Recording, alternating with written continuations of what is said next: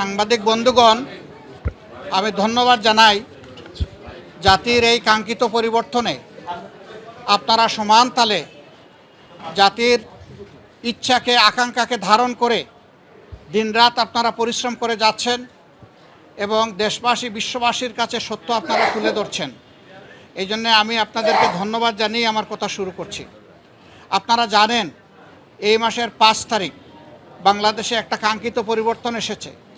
এই পরিবর্তনের সামনের সারিতে থেকে যারা লড়াই করেছে অন্যায় অসত্য এবং জুলুমের বিরুদ্ধে অধিকারের পক্ষে, তাদের কয়েকজন গুরুত্বপূর্ণ সমন্বয়ক আছে যারা সমন্বয় করে গোটা কর্মসূচি বাস্তবায়ন করেছে। তাদেরই একজন হচ্ছে হাসনাত আবদুল্লাহ। সে কুমিল্লার একজন ছেলে, ঢাকা বিশ্ববিদ্যালয়ে লেখাপড়া করে। আপনারা তার সম্পর্কে জানেন।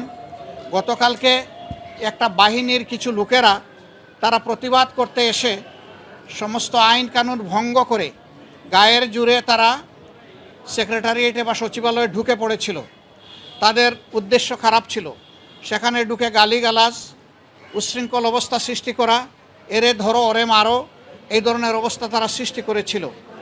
যারা ত্যাগ এবং তিতিক্ষা, যারা নিজের জীবন দিয়ে বুকের রক্ত দিয়ে সামনের সারিতে থেকে লড়াই করেছে, তারা যখন শুনেছে দেশকে অস্থির করার জন্য এই ধরনের একটা পদক্ষেপ নেওয়া হয়েছে, তারা এসেছিল ছুটে তাদেরকে শান্ত করার জন্য, বোঝানোর জন্য। এই যারা দরদ নিয়ে তাদের পাশে এসেছিল, এই লোকগুলো, এই বাহিনীর লোকগুলো তাদের গায়ে হাত তুলেছে, তাদেরকে মারধর করেছে। আপনারা এটা দেখেছেন এবং আপনারা এটা জেনেছেন। আপনাদের মাধ্যমেই আমাদের জানার সুযোগ হয়েছে, মিডিয়ায় আপনারা তুলে ধরেছেন।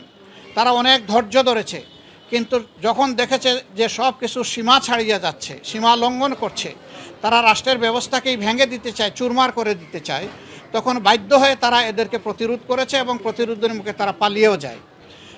ওই সময়টাই তারা হাসনাত আবদুল্লাহ সহ আরও অনেকের উপরে হামলা করে। এখানে চিকিৎসাধীন কমপক্ষে 3 জন আছেন যারা গুরুতর আহত হয়েছেন। আমরা দেখতে এসেছিলাম। 2 জনকে অস্ত্রোপচারের জন্য ওটিতে নেওয়া হবে, এই জন্যে ডিস্টার্ব হবে জেনে আমরা ওইদিকে যাইনি। আমরা শুধু হাসনাত আবদুল্লাহকেই দেখে এসেছি। আলহামদুলিল্লাহ, যতটুকু দেখেছি সে আশঙ্কামুক্ত। বাকিটা আল্লাহ ভালো জানেন। আমরা দোয়া করি আল্লাহ যেন তাকে সুস্থতার পূর্ণ নিয়ামত দান করেন।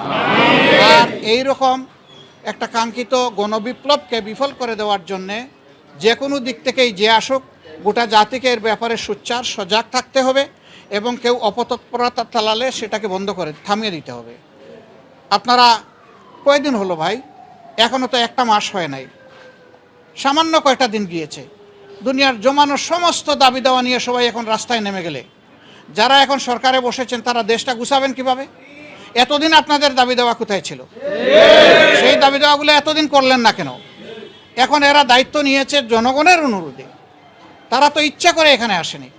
তাদেরকে যদি সহযোগিতা না করে এইভাবে ব্যতিব্যস্ত করে তোলা হয়, তাইলে রাষ্ট্র পুনর্গঠন এবং মেরামতের যে কাজটা, এটা তো তারা করতে পারবে না। এখানে সকলের দায়িত্বশীল আচরণ আমরা আশা করি। যার যার দাবি আছে একটু ধৈর্য ধরেন।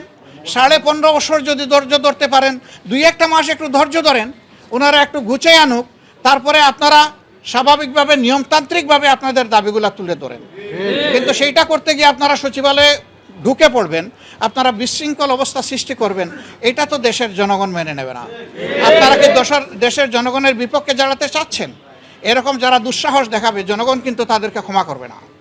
আমরা আশা করব যে তাদের সকলের শুভবুদ্ধির উদয় হবে এবং কারো উস্কানিতে, ষড়যন্ত্রে তারা পা দেবে না। তারা নিজের বিবেক অনুযায়ী চলবে, দেশকে ভালোবাসবে, তারাও এই দেশের পুনর্গঠনে নিজেরা দায়িত্বশীল ভূমিকা পালন করবে। আমরা সকলের কাছে সেই দায়িত্বশীল আচরণ আশা করি। আমাদের এই সাংবাদিক বন্ধু প্রশ্ন করেছেন, গতকাল প্রধান উপদেষ্টা জাতির উদ্দেশ্যেই প্রথম ভাষণ দিলেন।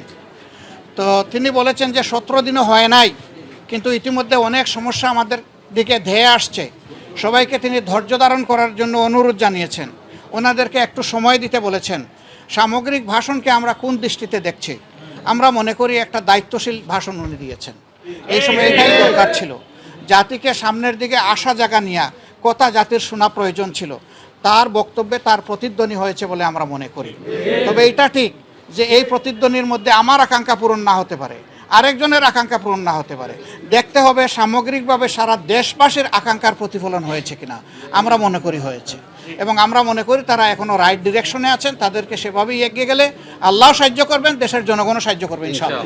আমরা জামাতে এদেশের সচেতন জনগণ হিসাবে আসবো এবং ছাত্রদেরকে বাদ দিয়েও আসবো না, আমরা তাদের সহযোদ্ধা হিসাবে আসবো। তবে আমরা দোয়া করি এইগুলার জন্য প্রয়োজন না হয়, সবার জন্য শুভ বুদ্ধির উদয় হয়।